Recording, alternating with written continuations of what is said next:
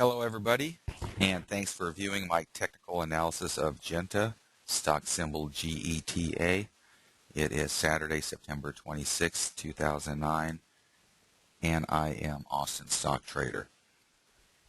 I want everybody to know I'm not a pumper, I'm not a basher.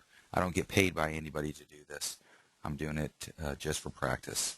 I'm being trained by the legendary Norm Kaufman, and I am putting these analysis up for you to learn from and to provide me feedback so that I get better, and that way you learn and I get better and we all benefit.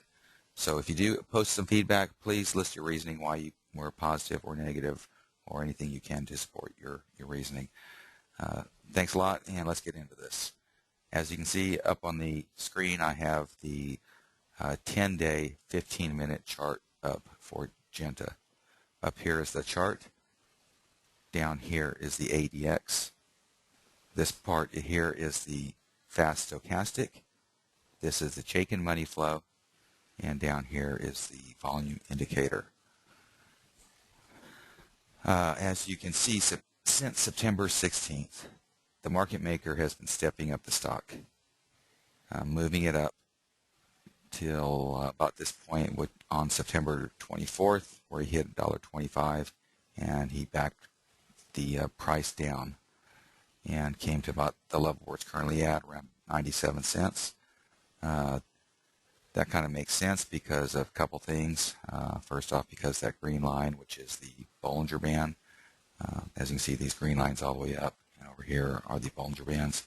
And this orange line is the 200-day moving average. The price came down, bounced off the Bollinger and the 200-day moving average, and has kind of settled along those lines.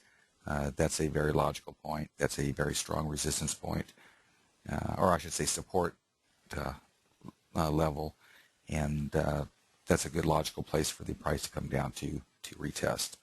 So I believe that's why the price is where it is. I don't think there's much of a chance it can go much lower, although of course it can go lower, and if it does, some of those levels where I think it could go next would be maybe about here to this level, and then if you try to move it lower, of course, be probably to this level here, and then with the ultimate risk being all the way down here. So this is your risk right now. But that being said, with the 200-day moving average here and the Bollinger Bands, I think a lot of that risk is rather mitigated at this time, unless something very drastic changes with the company or with the pipelines or with the drugs or something like that. So let's look at the Bollinger Bands and see how the stock has traded within these Bollinger Bands nicely, testing the highs and the lows as it moved up. One thing I'd like everybody to notice is how it's tightened all the times before the stock jumped. So you can see it tightened here, the stock moved up, tightened here, the stock moved up. And that continued that pattern all the way up. As you can see, the bands are tightening again. They are getting closer together, and I believe that will indicate that there's some sort of stock movement to come. Let's move down here to the ADX. The red line is above the green line. That shows that there's more selling pressure right now than buying pressure, although we can see the green line has curved and may be hooking up and possibly could go back through, which would indicate more buying pressure than selling pressure. As long as that red is above, that means there's more selling pressure. The red line is selling pressure, the green line is buying pressure. Down here we have the fast stochastic. It was up towards the upper part of the graph.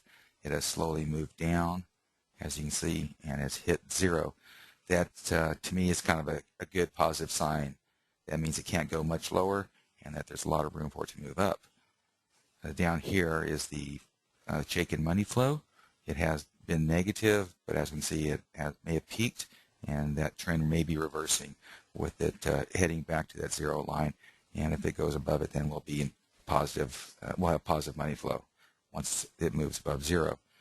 Down here, we've got the volume indicator. It's pretty low volume, as you can see right now. It's kind of been coming in spurts. We have spikes and valleys in between the spikes. So you can see we have spikes here, valley, another spike, valley, another spike, valley, spike, another spike, the valley, spike. And that continues all the way to this point here. This leads me to believe that we're due for another volume spike, as seen from the past pattern. This is about the time frame in between past spikes. So that being said, if we do get a volume spike, that could push the chicken money flow higher, moving up the FASTO, which would be giving it more momentum, increasing buying pressure, which would move the stock price higher.